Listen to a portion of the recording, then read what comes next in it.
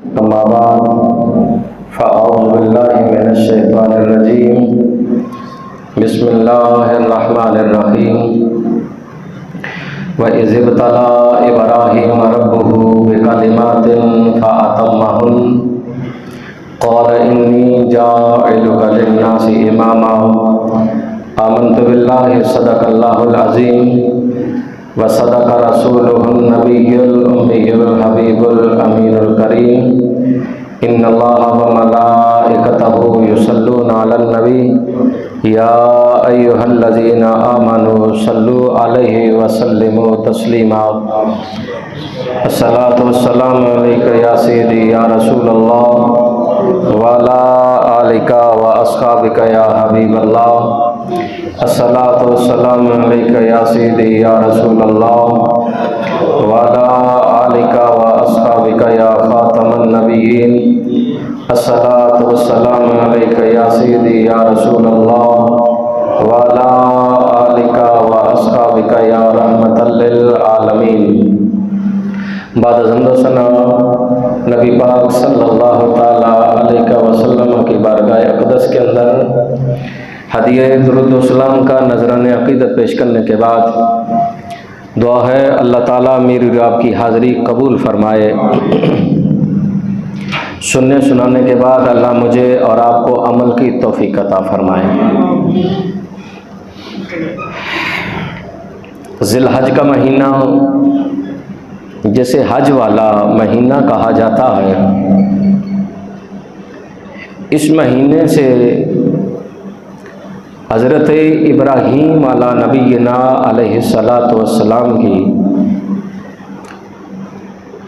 याद और आपके ख़ानदान से बहुत सारी जुड़ी हुई यादें मौजूद हैं। सूरह बकरा आयत नंबर 124 फरमाया इज़ इब्तला इब्राहीम रब्बुहु बिकलिमातिन फ़अतम्महुन।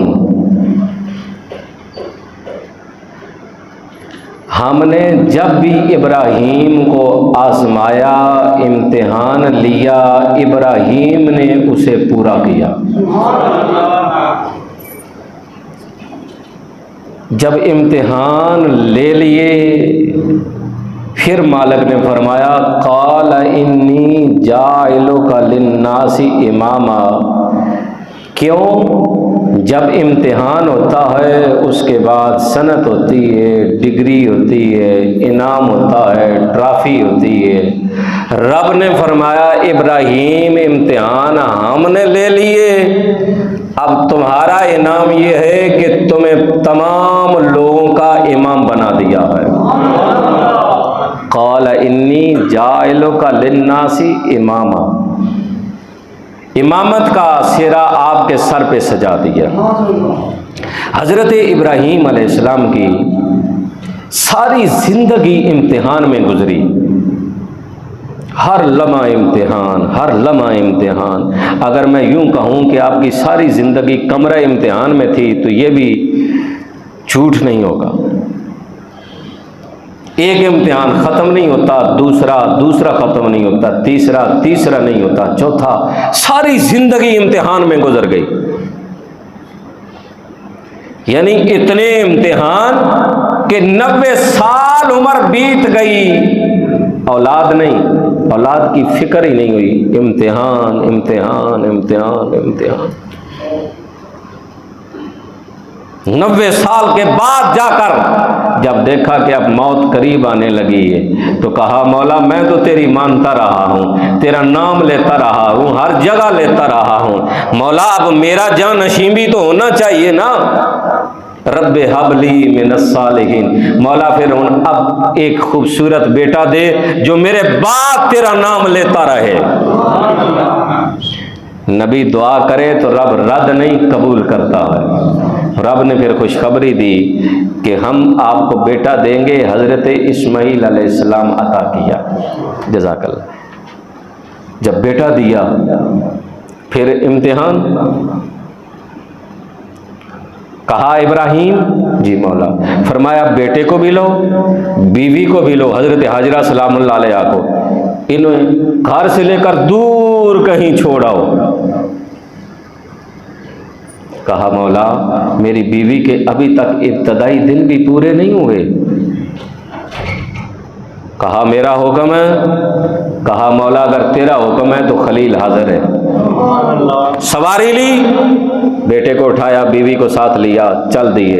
चलते गए चलते गए चलते गए। मौला यहाँ, फरमाया नहीं चलते जाओ चलते जाओ। मौला यहाँ, फरमाया नहीं चलते जाओ। जहां आज मक्का मुकरमा है, फरमाया यहाँ छोड़ दो। मुफस्सिरीन ने लिखा ना पानी, ना साया, ना आबादी, दूर दूर तक इंसानी जिंदगी गुजारने का कोई तरीका सलीका, कोई ढंग, कोई रंग मौजूद नहीं। सहरा, साया तक मौजूद नहीं। यानी अगर मैं बिल्कुल सादा कहूं कि इंसानी जिंदगी गुजारने का कोई तरीका नहीं। जब कोई नहीं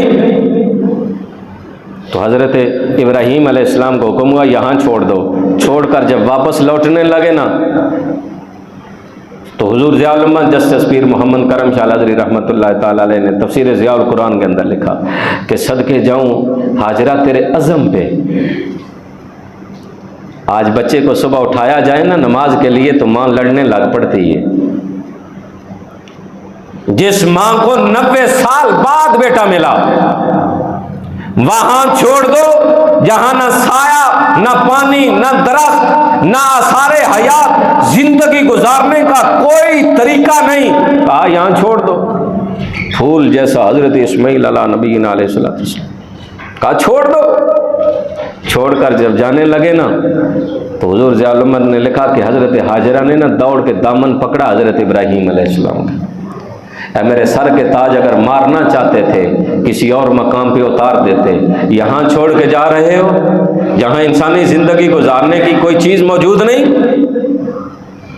हजरत इब्राहीम अलैहिस्सलाम ने आगे से फरमाया हा कज़ा अमर अली रब्बी, हाजरा ये मेरा काम नहीं, मेरे रब का हुक्म है। हजरत हाजरा ने पकड़ा हुआ दामन छोड़ दिया। कहा अगर मेरे रब का हुक्म है तो इब्राहीम जाइए, फिर हाजरा भी राजी है, फिर आप जाइए। ये अज़म है हजरत इब्राहीम अलैहिस्सलाम के ख़ानदान का।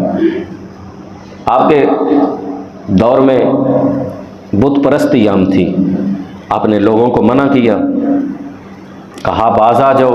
उन्होंने कहा जी नहीं। एक मेला लगता था, सारी कौम मेले पे चली गई। आज भी देख ले, जब भी कोई दीन का काम हो, इज्तिमाई काम हो, तो लोग इकट्ठे नहीं होते। जहाँ मेला हो, सर्कस हो, कोई दुनियादारी का कोई दंगल हो, और कुछ ना हो, कुत्तियां की लड़ाई ही होवे तो लोग पहुँच जाते हैं। जज़ाकल्लाह। मतलब हम इतना दुनियादारी में दीन के लिए नहीं। शहर का विजिट कर लें, जिन माजरत के साथ जिन्ना बजुर्गों के हथों तस्वीरें होनी चाहिए सन, उन्होंने हथों में ताश के पत्ते। रब अगर मौका दे रहा है तो इसलिए तो नहीं ना दे रहा कि जनाब जो मन में आए करते रहो। जिंदगी अपनी तो नहीं ना, जिंदगी तो उसकी दी हुई अमानत है, जवाब देना। हजरत याकूब अला नबीना अलैहिस्सलाम बैठे हुए थे, इजराइल आ गए, अस्सलामु अलैकुम। कहा कौन हो? कहा जी मैं मौत का फरिश्ता हूँ। कहा आने से कोई पैगाम तो भेज देते। कहा जनाब मैं मौत नहीं लेके आया परवाना, मैं सिर्फ मिलने आया हूँ। कहा यार एक वादा करो। कहा कौन सा? कहा आने से पहले कोई कासद जरूर भेज देना। कहा जी भेज दूंगा। मलकल मौत फिर कुछ अरसे बाद आ गए। कहा यार तूने वादा किया था कोई पैगाम भेजूंगा, कोई कासद भेजूंगा, कुछ भी नहीं भेजा। कहा नहीं जनाब मैंने भेजा, आपने तवज्जो नहीं फरमाई। कहा कौन सा? कहा दाढ़ी के बाल ब्लैक थे, हाँ अब सफेद हो गए। जी। फरमाया ये पहला कासद था तुम्हारे पास कि दाढ़ी काली थी, अब सफेद हो गई है, अब आखिरत की तैयारी कर ले, क्योंकि आखिरत बनाने वाले ने कहा मैं इन सफेद बालों का हया करता हूं। तुमने तवज्जो ही नहीं फरमाई। कहा ये अजाब बिल्कुल सीधे थे, काम करते थे। कहा हाँ, अब टेढ़े हो गए हैं। कहा ये दूसरा कासद है कि ताकत देने वाले ने ताकत आहिस्ता आहिस्ता छीनना शुरू कर दी है कि अब आखिरत की तैयारी करो। कहा अच्छा। कहा कानों की समात बिल्कुल ठीक थी, बिनाई ठीक थी। कहा कमजोर हो गई, समात कमजोर हो गई। कहा हाँ। कहा ये तीसरा कासद था कि उस ताकत देने वाले ने तुझे इशारा दिया है कि अब आखिरत की तैयारी कर ले, जो ताकतें मैंने दी थी वापस ले रहा हूं। कहा अज़ाब बिल्कुल तवाना और सीधे थे। कहा हाँ। कहा अब उठने बैठने में मुश्किल होती है। कहा हाँ। कहा ये चौथा कासद था कि ताकत देने वाले ने ताकत कम कर दी है कि अब तेरा सफर आखिरत की तरफ शुरू हो चुका। यही कासद मेरे और आपके पास आते हैं, लेकिन हम तवज्जो नहीं कर रहे। ये तो एक हमें सहारा देने के लिए थी, बाकी कोई ज़रूरी तो नहीं कि दाढ़ी के बाल सफ़ेद ही होने हैं तो मैंने जाना है, किसी टाइम भी बंदा जा सकता। लेकिन तैयारी थी। हज़रत इब्राहीम अलैहिस्सलाम ने कौम को कहा बुत परस्ती छोड़ दो। उन्होंने कहा जी नहीं। कौम मेले पे गई, कौम मेले पे गई, आप बुतखाने में गए, सारे बुतों को तोड़ दिया। जो सबसे बड़ा बुत था कुल्हाड़ा उसके कंधे पर रख दिया।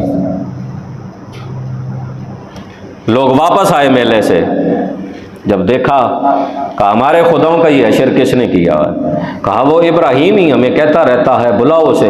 बुलाया गया। अब नबी वो नहीं होता जो जान के खतरे से डर जाए और इनकार कर दे। बंदे को या तो वो काम नहीं करना चाहिए, अगर काम करे तो फिर डट जाना चाहिए। आपने कहा मुझसे सवाल करते हो नादानो। काला बल फालहु कबीरुहुम।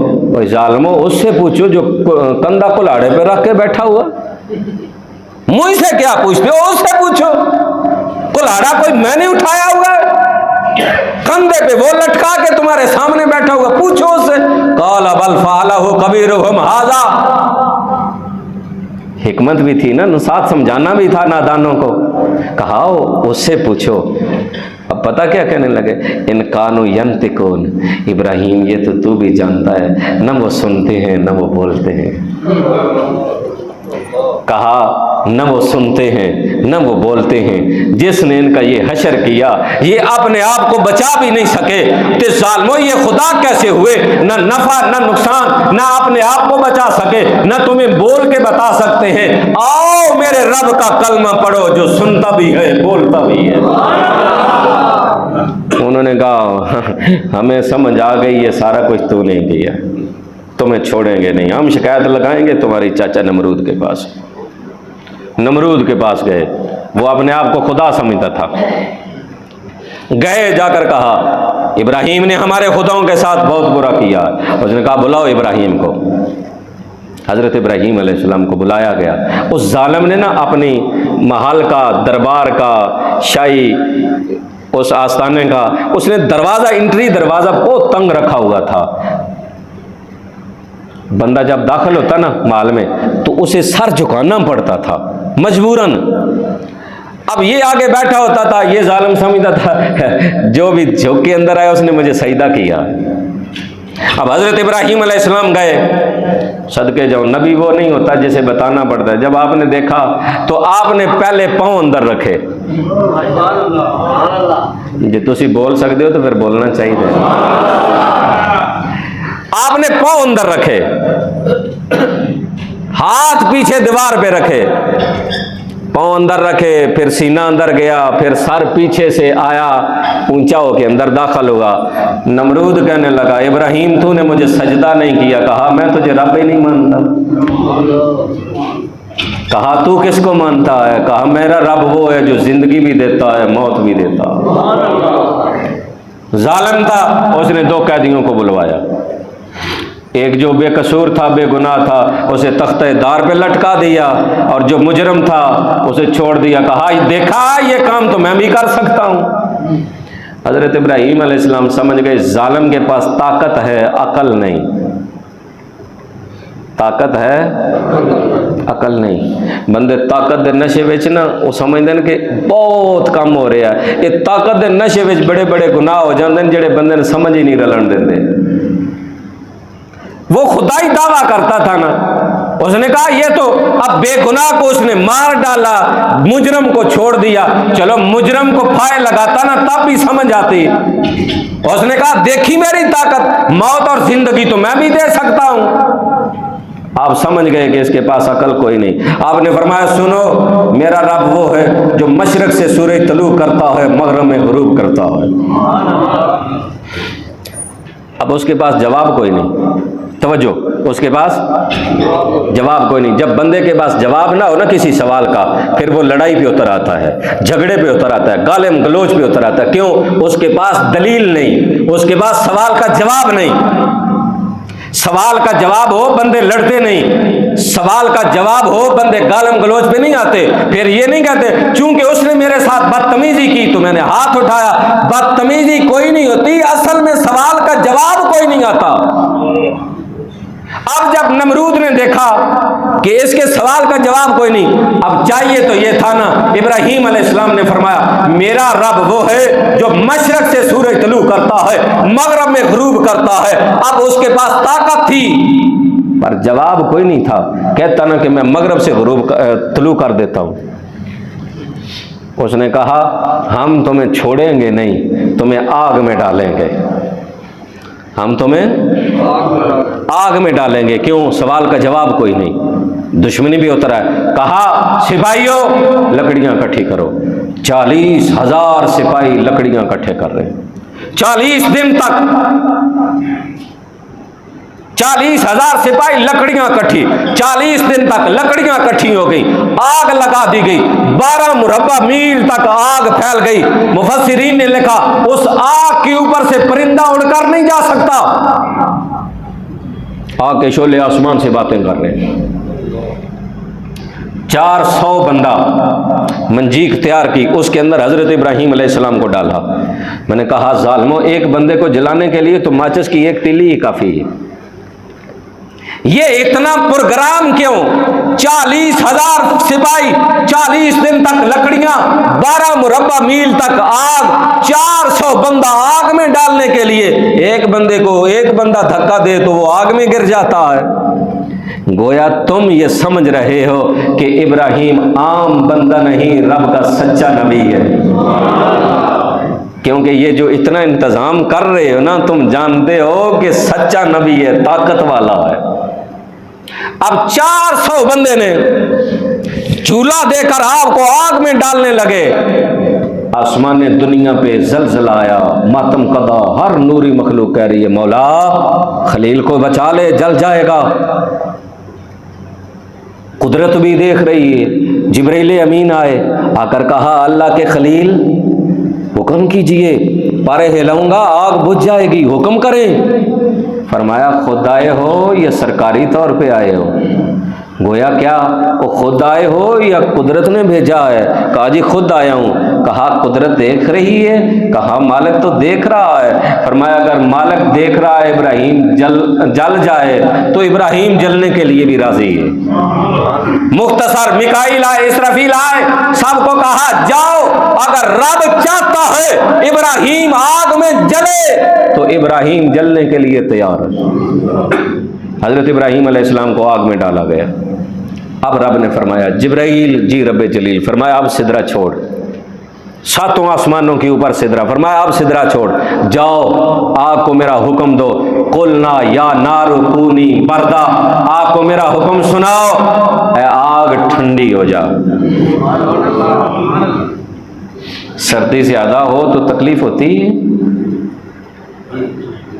गर्मी ज्यादा हो तो जेड़े चेहरे ते रौनक आई है ना, ये तो रब ने 2 दिहाड़ा करम किया ते आई है ना, ओदे नां दी फिर सुभान अल्लाह ते होनी चाहिए है ना। वो कैडा करीम है, एडी फुल तंदूर तपे होन ते मेहरबानी कर दे ते फिर ओदे नाल प्यार ते होना चाहिए है। ये कम एसी भी नहीं करते जेड़े ओदे एक छट्टे दे नाल हो जांदा है। ओए वो बड़ा करीम जे, ਉਹਦੇ नेड़े रहे करो, ਉਹਦੇ ਨਾਲ ਗੱਲਾਂ ਕੀਤੀਆਂ करो, ਉਹਦੇ ਨਾਲ प्यार कीता करो। वो इस लायक है कि ਉਹਦੇ दरबार ਦੇ अंदर ए पेशानी ते ए नक रगड़ी जाए, ਉਹਨੂੰ सजदे करदिया रहे करो। घर विच होवे, दुकान ते होवे, खेत पैली विच होवे, और जिथे मौका आवे कर लिया करो जी। मस्जिद में जरा सवाब बहुता हो जाता ना, पढ़नी कल्ले ने होंदी है ते मिल 500 का जाता है। थोड़ी फिर सोचते भी सुभान अल्लाह। वो मस्जिद में वो सेल ला देंदा ना, चल आ गए हैं, मेरे घर आया, फिर बहाने बना देंदा ना, चल तू सफ विच खलोता जा, इहदा भी सवाब है। वो मसीती आया, चल इहदा भी सवाब है। चल चल के आया, इहदा भी सवाब है। ये सवाब ही सवाब दे छड़दा है। हजरत इब्राहीम अला नबी अलैहिस्सलाम नू अग दे अंदर सुटिया ना, तो रब ने फरमाया जा जिब्राइल कह कुलना या नार कूनी बरदा, फरमाया अग नू ठंडी हुक्म दे ठंडी हो जा।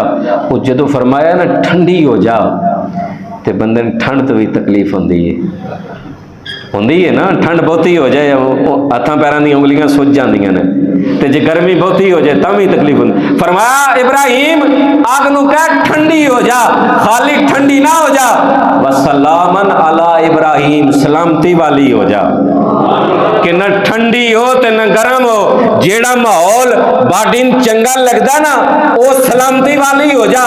हुण आग हो गई सलामती वाली। इब्राहीम फुल्लां दे गुलदस्ते दे उत्ते टेक ला के, यार होरी जनाब अग जल रही है तो यार होरी फुल्लां दे गुलदस्ते ते टेक ला के लेटे। ओए मारन वाले तो बचाण वाला बेहतर है। वो जदों नमरूद ने वेखिया ना भाई असी ते अग विच छुटिया है, ऐ की होया है, उन्हें क्या पत्थर फेंको। जेड़ा रब अग में जलने नहीं देता वो पत्थरों से कब मरने देता है। पत्थर फेंके गए, कोई पत्थर नीचे नहीं आता, सारे हवा में मुअल्लक होते गए। 40 दिन आग जलती रही। आप आग के अंदर,